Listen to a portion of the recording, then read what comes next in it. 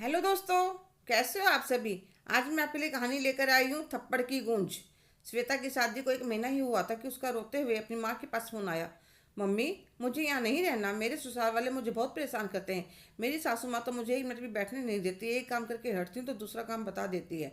नंद रानी तो अपने पसंद कपड़े भी मेरे सामने धोने के लिए डाल देती है। आज मैंने मना कर दिया तो उन्होंने अमित के कान भर दिए और वह अपनी माँ बहन की बात सुनकर चिल्लाता हुआ मेरे कमरे में आया। और जैसे ही मैंने कुछ बोलना चाहा, मेरे मुंह पर थप्पड़ जड़ दिया। माँ, मुझे अब यहाँ नहीं रहना। कोई बात नहीं बेटा, तुम्हारे पापा टूर पर गए हैं, उनके आते ही मैं तुम्हारे ससुराल आती हूँ, तुम अपना सामान पैक करके रखना। पर मुझे एक बात का जवाब दो, मैंने तुम्हें इतना पढ़ाया लिखाया, काबिल बनाया, तुम चाहो तो कमाकर अपने खर्च निकाल सकती हो। क्या तुम गलत के खिलाफ आवाज़ नहीं उठा सकती? तुमने तो मेरी सारी मेहनत ही बेकार कर दी। इससे अच्छा तो मैं तुम्हें पढ़ाई करवाती ही नहीं, क्या फ़ायदा हुआ। मैंने अपनी सारी जमा पूंजी तुम्हें पढ़ाने लिखाने में, काबिल बनाने में लगा दी, और तुम फिर भी पहले की औरतों की तरह पति से मार ही खा रही हो।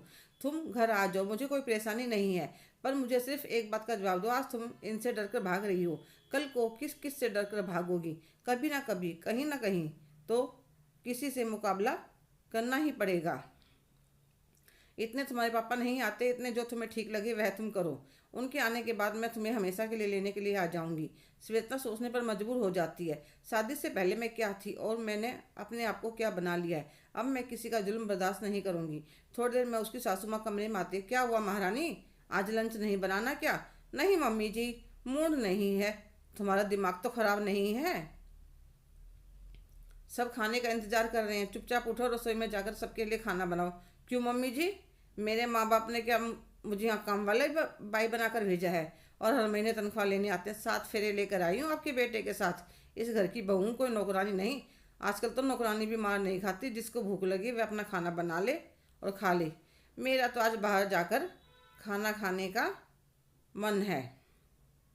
और वह अपना पर्स लेकर बाहर जाने लगती है तो सासू माँ अपने बेटे अमित को आवाज़ देती है। अमित, देख जरा, अपनी पत्नी को बाहर खाना खाने और घूमने जा रही है। घर पर सारे भूखे बैठे हैं। इतनी देर में अमित भी आ जाता है। कहने लगा, सुबह का थप्पड़ भूल गई क्या? अमित, अब दोबारा यह गलती मत करना। अच्छा, क्या कर लोगी तुम मेरा? और वह दोबारा श्वेता की तरफ थप्पड़ मारने के लिए आता है। श्वेता एकदम से पीछे हो जाती है और फिर अमित के गालों पर तड़ातड़ कई थप्पड़ जड़ देती है। एक बार तो दोनों माँ बेटा सदमे में आ जाते हैं। सो सुनकर नंदरानी भी कमरे में भागी आती है। क्या हुआ मम्मी? अरे कुछ नहीं बेटा, गंदे खानदान की बेटी ले आए। देख, तेरे भाई पर हाथ उठा दिया, बेशरम कहीं की। अच्छा मम्मी जी, जब आज सुबह आपके बेटे ने हाथ उठाया तब आपने नहीं कहा नीच खानदान का पत्नी पर हाथ उठाता है? अरे मैं कहती हूँ, कैसे संस्कार दिए आपने अपने बेटों को, औरतों की इज्जत करना नहीं सिखाया। अब मैं बाहर जा रही हूँ, दोबारा मुझे कोई रोकने की कोशिश मत करना। और एक बात सुन लीजिए, सारे 2 दिन के बाद मेरे मम्मी पापा आएंगे तो मैं हमेशा के लिए उनके साथ चली जाऊंगी, पर आप लोगों को छोड़ूंगी नहीं, और ना ही आपके बेटे को तलाक दूंगी। फिर देखती हूँ कहाँ दोबारा शादी करते हो अपने बेटे की। और जो औरतों की इज्जत नहीं करते, ऐसे घरों की तो कोई बेटी भी लेकर खुश नहीं होता। तो उसे अमित रोक लेता। श्वेता, मैं अपने किया पे बहुत शर्मिंदा हूँ, इतनी जल्दी नहीं अमित, अभी सोच समझ लो, उसके बाद बात करना। नहीं श्वेता, सच में मैं बहुत शर्मिंदा हूँ। मुझे माँ और छोटी ने बहकाया था कि अगर तुम्हारी बीवी तुम पर अभी हावी हो गई तो पूरी उम्र तुम पर हुक्म चलाएगी। मैं तो तुमसे बहुत प्यार करता था, पर दिन रात इनके कहने पर मैं भी सोचने लगा, कहीं सच में सब मुझे जोरू का गुलाम ना समझने लगी। मम्मी जी, मुझे एक बात बताइए, साल 2 साल के बाद आपकी बेटी भी किसी के घर पर जाएगी। आप भी तो इस घर में ब्याह कर आई थी। और अगर आप अपने बेटे को बहू नहीं दे सकती, बहू को बेटा नहीं दे सकती, तो शादी करनी ही नहीं चाहिए। तो उसे अपने पास रखो। जब बहू घर में आएगी तो अपने कर्तव्य के साथ साथ अधिकार भी मांगी। उसे पति का प्यार, साथ, विश्वास सबकी जरूरत होती है। बहू में सिर्फ घर का काम करने के लिए नहीं होती, उनके अपने खुद के अरमान होते हैं। तो सासू माँ कहती है, हाँ बहू, एक बेटी की माँ होकर भी मैं यह ना समझ सकी। बहू, हो सके तो मुझे माफ़ कर देना और आइंदा यह घर छोड़कर जाने की बात कभी मत करना।